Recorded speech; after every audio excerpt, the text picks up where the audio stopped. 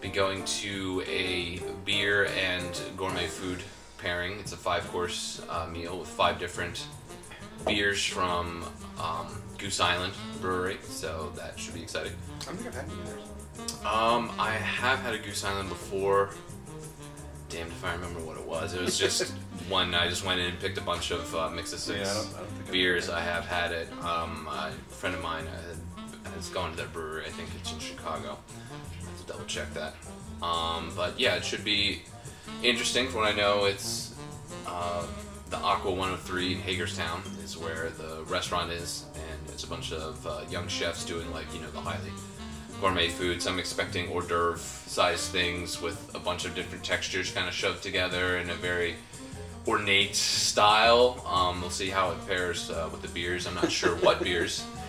You're going to hear a lot of gas streaks. You're going to hear a lot of yeah, I don't know. There might be foams. reductions. There's going to be some foam. We'll see. You know, I don't know how technical they're going to get or how crazy it's going to be, but no, we'll give it a shot and see how it turns out. Hopefully we'll be able to film some of it, or at least take some pictures, and then we can talk about what we thought of the experience afterwards. It's the first time we're ever, at least I'm doing I've anything. never done anything like this. So. Yeah, I don't think I've ever really done any gourmet food tastings, let alone specifically paired with beers, so should be educational and hopefully very tasty.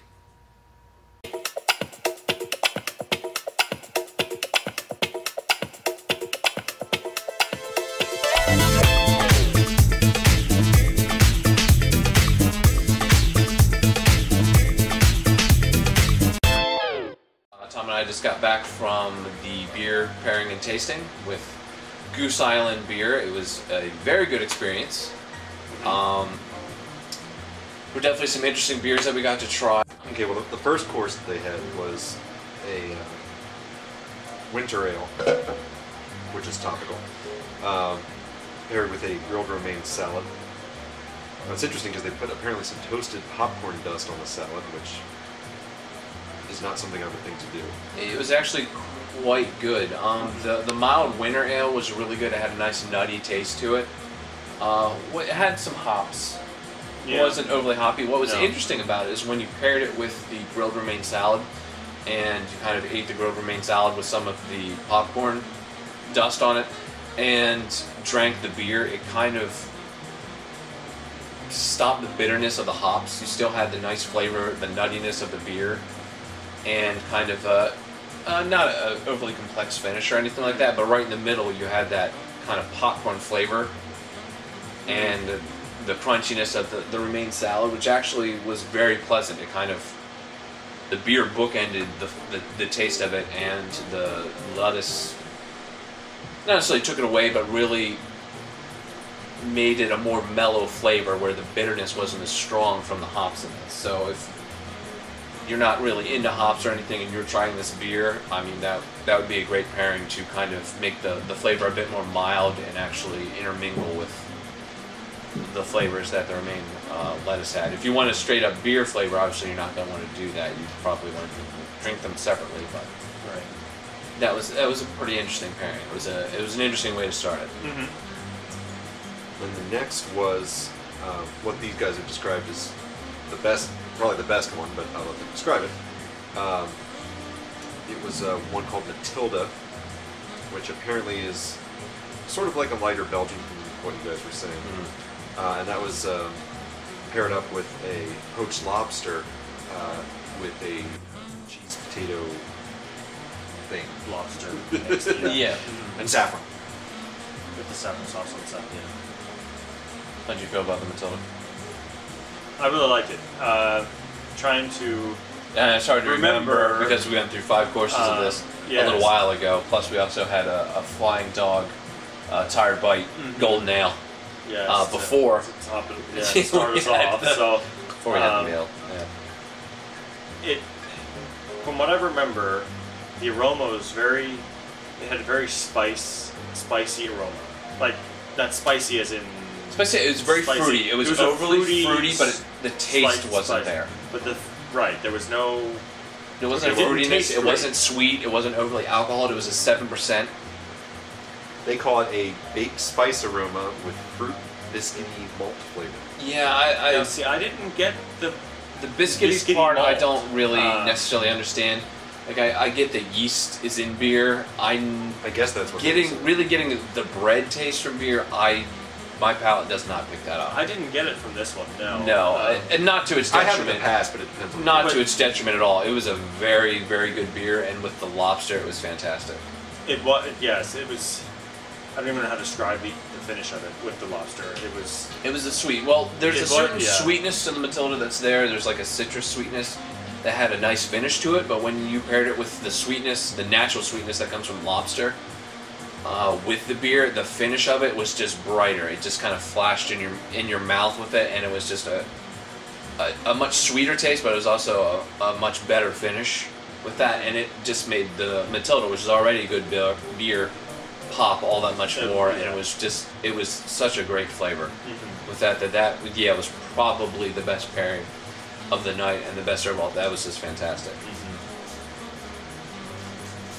Let's see, the next course was the Honkers Ale, goes with Goose. And that was And paired, you're hearing Sam again, and his tail's knocking some stuff over. that was paired with some lamb chop lollipops, which if you're not familiar is sort of, if you take a lamb chop and then do what they call Frenching, where they take the meat off the bone, so there's a long bone that's like the stick of the lollipop and then the meat at the end. That's what happens. Yeah, calling it a lollipop was probably pushing a little bit because it was more of a chunk. It wasn't a typical individual. right. Typically, they're smaller. Like you could pick it up by the In a bone lollipop. and eat it or something like that. Not that you necessarily would do that, but you can. So In this, it was like a rack. three in a row. It was like a rack of lamb. that It was they- like two And then small you- racks they that were- were like split and then kind of Okay. together with that, and it had a chocolate sauce. a bittersweet chocolate beer. I believe they're saying it was what they call Zay. Yeah. Right, I don't know. never I really don't really know what Yeah. Cause is. But yeah, the Honkers Ale itself is okay. They describe it as a drinkable beer. That sometimes means to me that it's somewhat bland. Doesn't mean it's necessarily a bad beer, but it's not exceptional in any particular area. It's not overly hoppy. It's not overly, it doesn't have an over alcohol or sweetness. It's just kind of a run of the mill, middle of the road kind of thing. The Honkers Ale didn't have a finish really at all. No, Initially, it like, did on not, its own. no.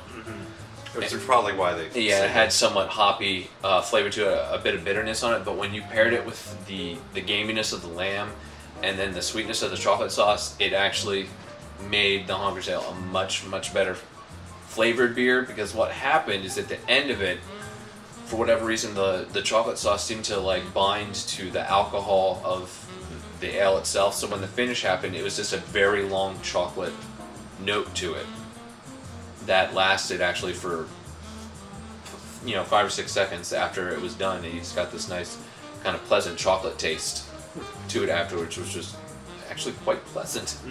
And that was, I think, probably looking at, I don't know, that might have been the second best pairing, just because it was so interesting with the lamb and the chocolate. I know that's kind of a typical foodie type thing to do, is to match something gamey with like a chocolate kind of thing, but what really worked with it was the beer then just paired really, really well with that one. Though on its own, the Honkers Ale was, it's okay. It wasn't anything great. So the fourth course was Pierre Jacques, which apparently is a Belgian Dubel, and that was paired with Hungarian chicken paprikash and a wild mushroom ragu, which was probably somewhat similar to what it wasn't like. No, because the one that that Pairing of Interest made, the mushroom ragu there, had that kind of strong, just wonderful, the white wine flavor to it. This one was a little bit heartier. It was more of a meaty. It was almost like meatiness in its own way, and it had onions associated with it as well. Now I hate onions. He doesn't. I loved these onions. I ate them. Wow. I ate the onions. The I wish I could have chicken, been the there for mushroom. nothing else. I wish I could I have been there to ate see all of it. I cleaned the plate of this. The food itself, the chicken was a little overcooked, probably because Yeah. they're making it for, I don't know how many people you think were there. I heard at one point 30 something. That was like 30, so, maybe 40. Yeah. People were there, so there's probably a little bit of trying to time everything right. There's only 4 chefs Right. that were there. There was the main chef, the sous chef, and then 2 helpers, called them. Yeah, his assistants. Line cooks. Yeah, that helped prepare the food. So by the time the chicken was done and came out, it was a little bit dry.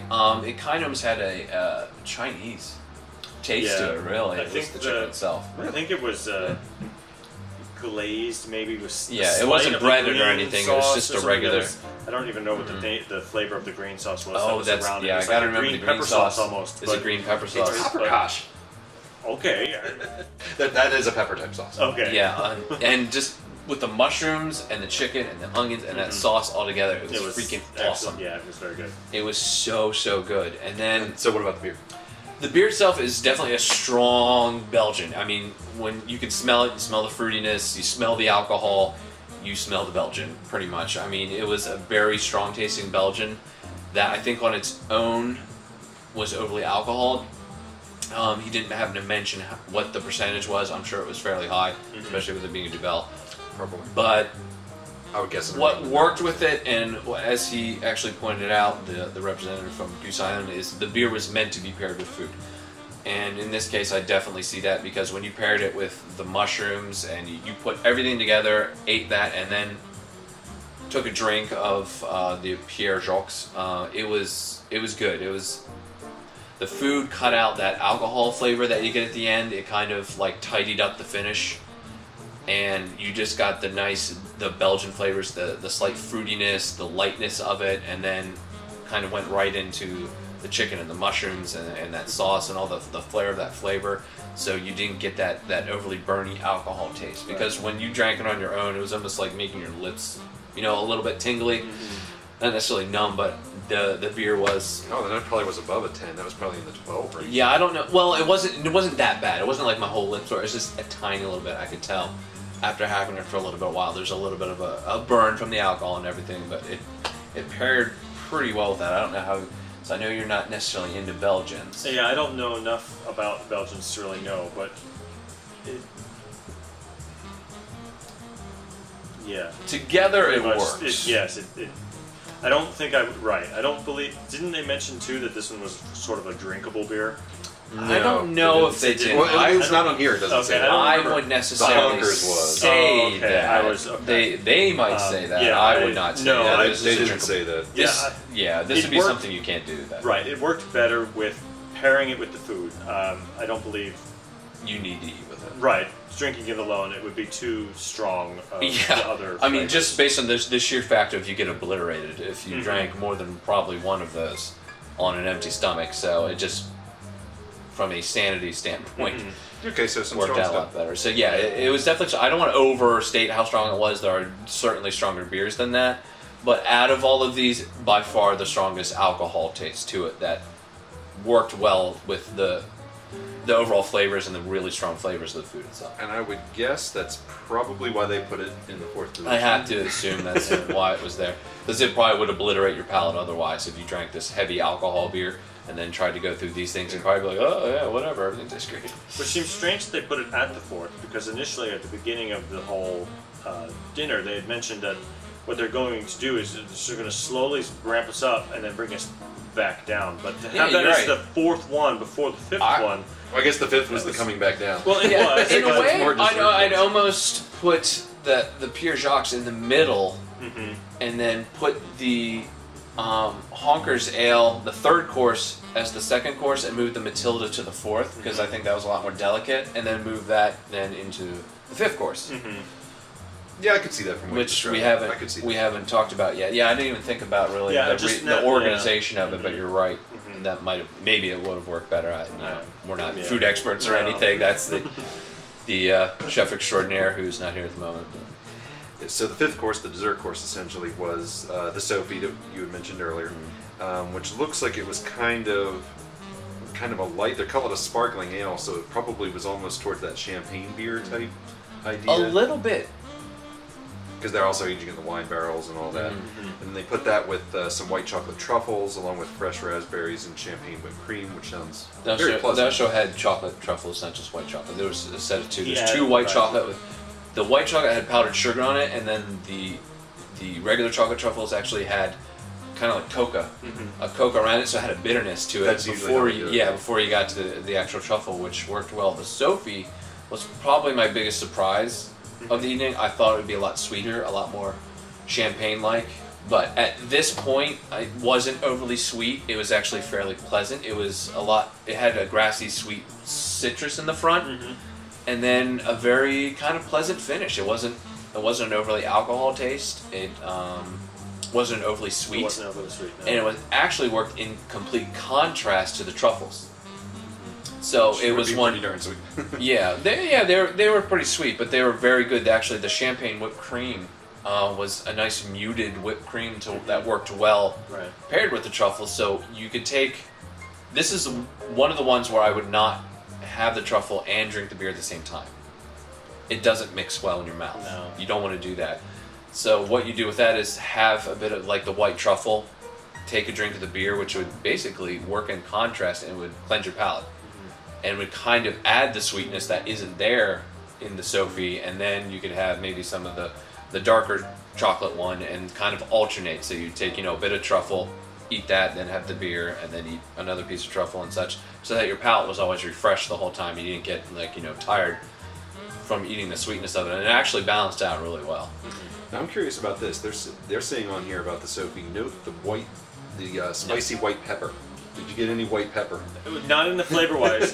in the aroma, I caught it as very subtle, very on the very outer edges. You had to take a nice, strong inhale of the aroma. You had to smell it for a while and have it pointed out. Really? Right. If it wasn't pointed out, I don't think you would have picked it as that's what it was. I would not have noticed it. It was only after you said where it was located in the smell that I actually found it. That's kind of funny then. At the end, they would bring because it up. Because you can't really gun for that. You can describe it however you want. You can put certain things in. Like, for instance, they were talking about the coriander, I think, in the Pierre Jacques. I didn't see it. Yeah, well, the representative was there, mentioned it, like, okay, just about every craft beer has coriander in it. I don't necessarily know what coriander tastes like on its own. Yeah. I have absolutely no idea. Helen could tell us. I'm sure she could. That'd be the resident chef could let us know about the coriander. But every craft beer says they have all these things in there, but it's sometimes hard for it to come through, especially when there's a heavier alcohol to it. You're just, any of those subtle things just kind of get crushed. I think a lot of this is sometimes marketing. Like, okay, we threw some pepper, some coriander, and some phoenix egg dust from Rigel 7 or something. The most rare thing in the world. Like, oh yeah, I can taste that. Half the time you're not going to, because it's just going to be completely overrun by the malt and the yeast and the hops and all that kind of stuff. So overall, it was a very awesome experience. If you ever have the opportunity to do something like this, I think it's well worth it. It can be a little pricey. It was $50 as a flat fee, but that's that's 5 beers plus the 5 pairings. You get a decent amount of food, decent amount of beer. Honestly, it was almost a full. It was almost a full bottle each time. Yeah. Yeah, you got plenty of beer in it, and we got a Goose Island glass to bring home, which we're not currently have in front of us to actually go, hey, this is what it is. And there's the Goose Island glass that we got, which is hopefully we'll be able to do this again as a show. Be able to do a beer tasting pairing kind of thing in a gourmet setting. I don't know if the restaurant they went to, Aqua 103, is going to have more of this in the future, but if they do, hopefully so. Because I'd like to go. Yeah, we'll try to go to that and see, if we can keep experiencing different things and different beers and such. So yeah, very cool experience. If you get the opportunity, we highly recommend that you take advantage of it if you can. It's a good time. Cool. Yeah. All right, so for Pints of Interest, cheers. Cheers. Hey.